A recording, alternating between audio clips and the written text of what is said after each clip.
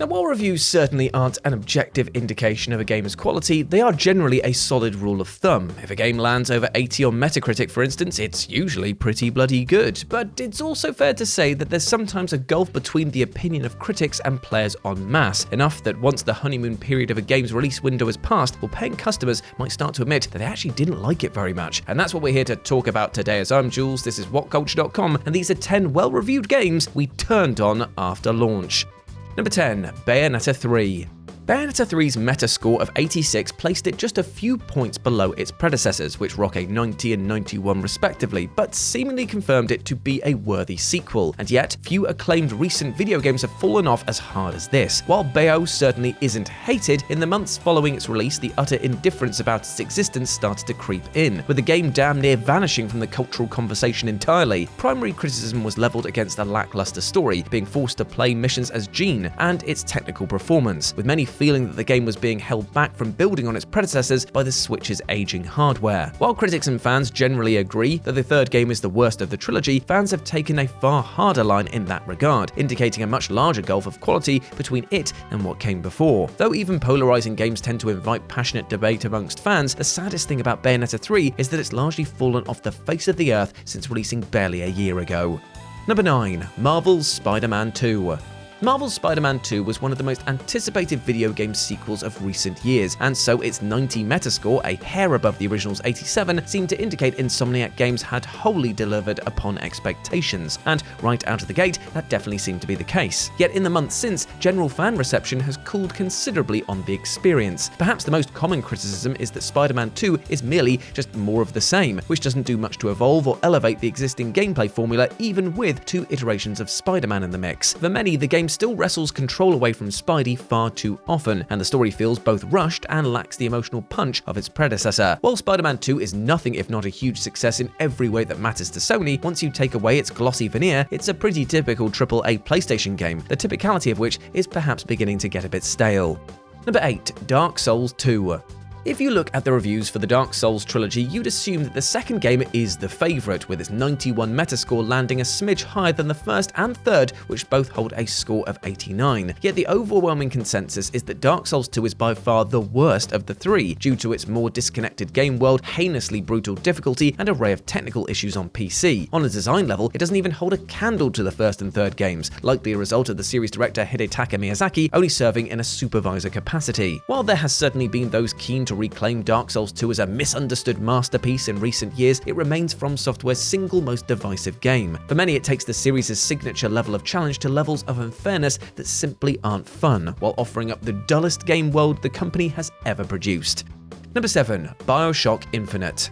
To look at the reviews for BioShock Infinite, you'd assume that it was one of the most beloved video games ever, with its 94 Metascore indicating universal acclaim. And for a short time upon its release, that was definitely the player sentiment as well. Yet once the allure of its gorgeous world, the ability to skyhook around it, and the unforgettable sidekick of Elizabeth wore off, the overall reception settled to be considerably more muted. Beyond perceiving Infinite to be a lesser sequel to the original BioShock, the story is hugely divisive and the combat regarded as clunky, resulting in a pronounced air of, yeah, it's fine these days. Certainly not what you expect to hear from a game that is sitting in the mid-90s on Metacritic. Hell, there's even a growing view amongst the fandom that BioShock 2, which only has a 88 on Metacritic, is a criminally underappreciated gem and superior to Infinite. I am one of these people. This is absolutely a case of a game being undone by its own runaway hype, and in retrospect, its strained development. Enough so that the game's production has its own Wikipedia page, and so the issues seem quite obvious.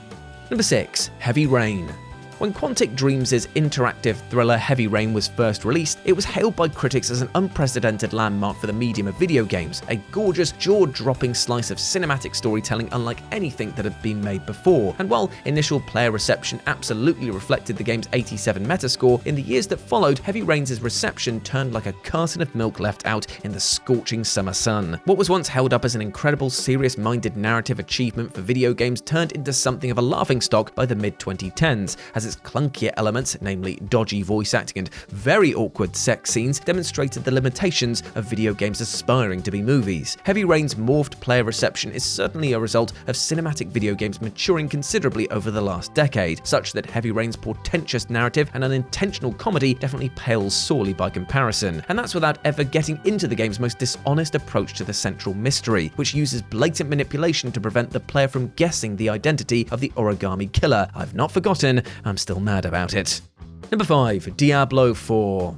Diablo 4's Metascore of 86 was very nearly on par with Diablo 3's 88, indicating another solid entry into the hit action RPG franchise. And indeed, the early days of the sequel's public launch were largely effusively positive, most seemingly feeling that Blizzard had finally listened to the vocal complaints about the third game and delivered something more in line with the series' earlier entries. But in subsequent months, Diablo 4's stock tumbled as players became dissatisfied with the threadbare endgame content and poor itemization, while the lack of social features such as a party finder and global chat made it feel considerably more lonely than its predecessors. For those who simply wanted to play a dungeon-crawling RPG, Blizzard's aggressive efforts to inject live service elements into the mix definitely left a sour taste. More than 6 months removed from its release, there's a profound vibe of disappointment with the ongoing experience, and one that definitely grows even larger when you start pushing it closer to Baldur's Gate 3. They're very different games, but trust me, people definitely compare them. Number 4. Mass Effect 3. Mass Effect 3 launched to a 93 Metascore, indicating it to be a worthy conclusion to BioWare's epic sci-fi trilogy. Yet, the reaction from players was ultimately so vitriolic that some began to question whether most critics had even completed the game before filing their reviews. After all, while the bulk of the threequel does indeed live up to its forebears, Mass Effect 3's ending was sharply criticized by fans once they reached it in the weeks that followed the game's release. It became difficult to reconcile why BioWare would settle for such a pathetic pick-a-color ending, which failed to pay off the players' choices throughout the trilogy as they promised. While there's absolutely an argument to be made that the journey is more important than the destination, considering how firmly invested fans were in that story across those 3 games, for BioWare to fumble the ball just before the finish line, well, it definitely soured Mass Effect 3's reputation forevermore. Number 3. The Outer Worlds. Obsidian's The Outer Worlds released to reviews worthy of a rock-solid Bethesda romp with a Metascore of 85, but it didn't take long for players who were initially lured in by its colourful world and quirky tone to turn on a dime and start ripping it to shreds. 5 years on, The Outer Worlds is often regarded as a perfectly adequate yet totally unremarkable sub-Bethesda experience, which is a sure disappointment coming from the folks responsible for producing Fallout New Vegas. Everything feels shallow compared to Obsidian's prior successes in the genre, as though they produced the game on a much tighter budget, which may very well be the truth. From its meager story and characters to its dull main questline and a universe whose luster wears off after a few hours, The Outer Worlds went from a critical darling to, yeah, it's okay, within a matter of weeks. But given that it sold 5 million copies regardless though, hopefully the upcoming sequel will benefit from a bigger cash injection. Number 2. Metal Gear Solid 5: The Phantom Pain.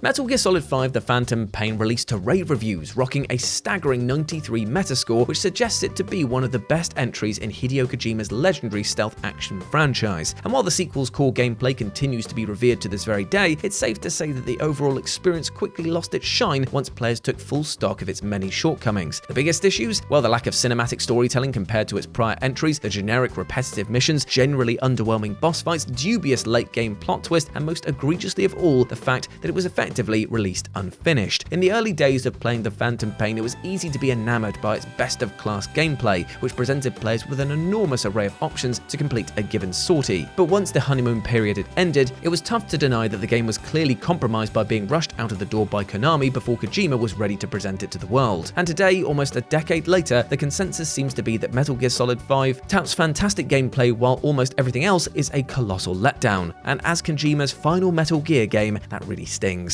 And finally, number 1, Starfield. Oh, Starfield, you had so much promise to be the Skyrim in space sci-fi epic that everyone wanted you to be. And while the game didn't quite land rave reviews upon launch, it did net a totally respectable 83 Metascore, suggesting nothing if not a rock-solid AAA romp. But in the weeks that followed Starfield's release, player denial slowly fizzled away as they came to accept that really, it just wasn't that good. A terrible game? Absolutely not, but a hugely disappointing one given Bethesda's pedigree. Yes. It's a quintessential wide as an ocean, deep as a puddle experience, offering the player plenty to explore, and yet so much of it feels barren, devoid of interest, and even soulless. Couple this with a forgettable story, samey missions, and an awful UI, and you have a hugely hyped, largely well-reviewed game, which general players found to be quite the tedious bore. The tide turned harshly enough for this game, in fact, that its recent Steam user reviews are mostly negative, a dire outcome for one of the most anticipated games of the past decade, which also came from a prestigious studio no less. And there we go, my friends. Those were 10 well-reviewed video games we turned on after launch. I hope that you enjoyed that, and please let me know what you thought about it down in the comments section below. As always, I've been Jules. You can go follow me over on Instagram, where it's @RetroJ, but the O is a 0. And if you like Warhammer pictures, I would suggest dropping me a follow there, because that's what I'm posting, baby. You can also follow me over on the Future Games Show or FGS YouTube channel, where I'm doing all of my daily gaming content going forward. Hope to see you over there. As always, I've been Jules. You have been awesome. Never forget that. Big love to you, and I'll speak to you soon. Bye.